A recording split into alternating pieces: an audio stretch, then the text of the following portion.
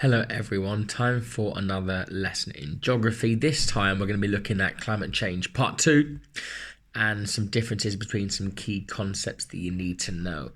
Now first of all, let's look at the effects of climate change. The other video, in terms of what is climate change, has the definition of climate change, so the change in the long-term weather conditions. Remember, it's like 30 years, over 30 years or longer.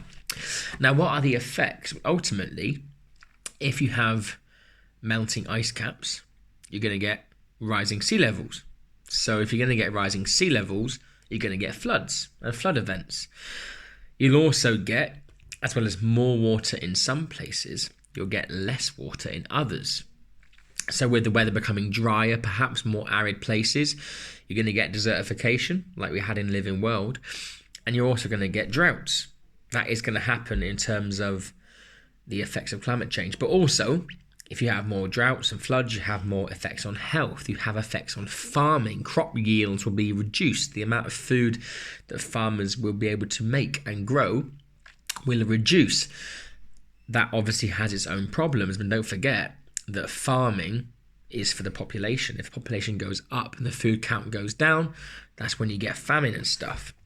You're also going to have effects on like fishing. If the temperature of the water is going to change, you're also going to get damage, and we do have damage to coral reefs, things like that. And wildfires are going to become more often too. Now, they're the effects of climate change. Now, we know as a society that we need to tackle climate change. We have to do something about it. The debate is what we do. So there are two different things we can do. We can either adapt through adaptation or mitigate through mitigation. Okay, now there's some debate about which we should do. So let's teach you both.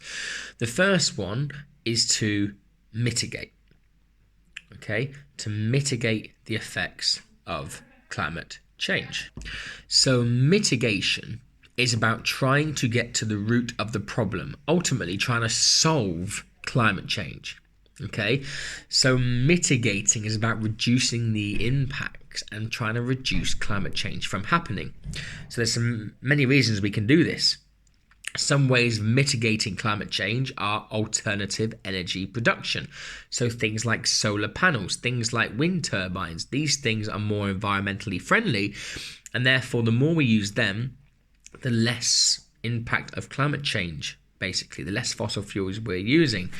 So we can use alternative renewable energy. Don't forget, renewable means won't run out, will last forever, is infinite. There's also something we can do called carbon capture. So this mitigates the effects of climate change because you are removing the greenhouse gas of carbon dioxide from the atmosphere, and then you store it underground. Literally, you take it from the atmosphere and put it into chambers below the ground. This obviously has its own flaws in terms of costing and space, but it does mitigate, slow down, prevent the effects, to some extent, of climate change. Something else you can do to lessen the effects and try and stop climate change is afforestation. Planting more trees is the opposite of deforestation, in a sense that more trees there are, the more CO2 can be taken out of the atmosphere. This is a human action. I know it's the tree doing it, but the human action is the planting of the tree itself. So afforestation can reduce the effects of climate change, therefore mitigation. And the last one we looked at was international agreements. So countries can, work with each other to try and reduce the effects of climate change.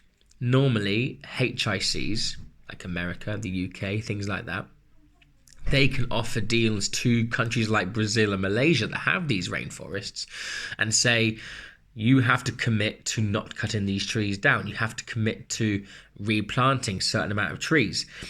We need to make sure the rainforests are protected. And one way of doing that is commitments, the Kyoto Protocol, things like that, where countries all agree to protect the rainforests at all costs. So that's mitigation. They are things trying to outright prevent climate change from happening, but there's something else you can do. You can also adapt. Basically, this is where maybe you let nature take its course. Maybe you keep doing what you're doing, but with the whole effects of rising sea levels, with the effects of more wildfires, with the effects of a rising temperature, with the effects of drying, more droughts and affecting farming, maybe it's about adapting what we do so we can cope with the changes that are coming. So adaptation is basically looking at the situation and trying to say, right, how can we change? How can we manage the effects of climate change that are going to come? So this might be changing your farming methods, maybe farming with less water, maybe doing farming and farming products that involves crops that can grow in hotter temperatures, in drier temperatures, for example. Maybe one way to adapt to flood risk and drought is to manage the water supply, manage the amount of water you're using, manage the amount of water that is ultimately needed, reducing that demand, maybe putting in some desalination plants. That's where desalination is like desalt. You put ocean water in the plant and it removes the salt from the water, making it drinkable effectively.